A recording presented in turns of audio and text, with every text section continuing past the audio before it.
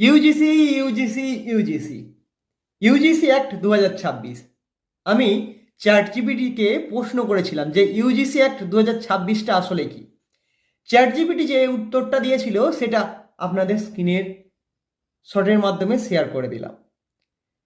আমি এটাকে নিয়ে অনেক ভিডিও দেখেছি, আমার ভিডিওতে এসছেও। আমি যেহেতু একটা ভিডিও পছন্দ করেছি, সে ইউটিউব হোক বা ফেসবুক হোক বা ইনস্টাগ্রামই হোক, যে কোনো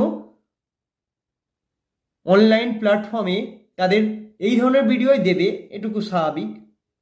যতটুকু বুঝেছি ইউজিসি অ্যাক্ট 2026 বিষয়টা কি, যে ইউজিসি অ্যাক্ট 2026-এ নিচু কাস্টের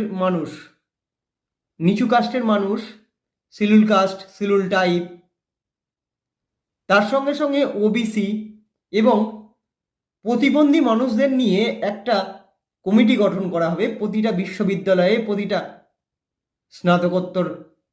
স্নাতক এবং স্নাতকোত্তর লেভেলের পড়াশোনার ক্ষেত্রে, যে উঁচু জায়গায় যে সমস্ত জায়গায় পড়াশোনা হয় সেই সমস্ত জায়গায় একটা কমিটি গঠন করা হবে।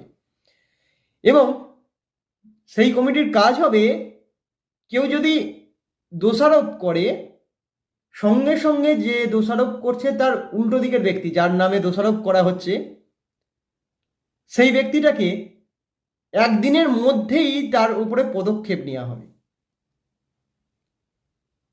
এর বিরুদ্ধে বহু উঁচু জাতি মানে জেনারেল কাস্ট প্রতিবাদ করছে। তাদের নাকি অধিকার ছিনিয়ে নেওয়া হচ্ছে।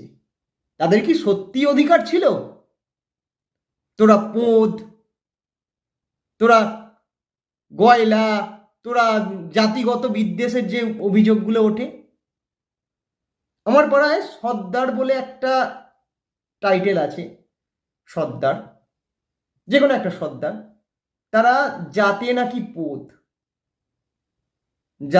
পোদ, তারা নিজেরাও বলে। আমি তাদের বিরুদ্ধে এই অভিযোগটা করছি, তারা নিজেরা কি করে পোদ করে, নিচু জাত কি করে করে। আমি ওবিসি ক্যাটাগরির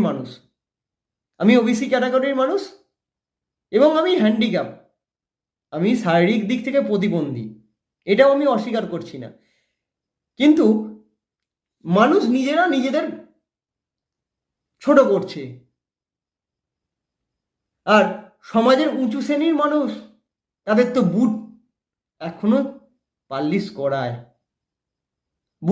করায়, নিচু শ্রেণীর জাত বলে জাতি তুলে গালাগালি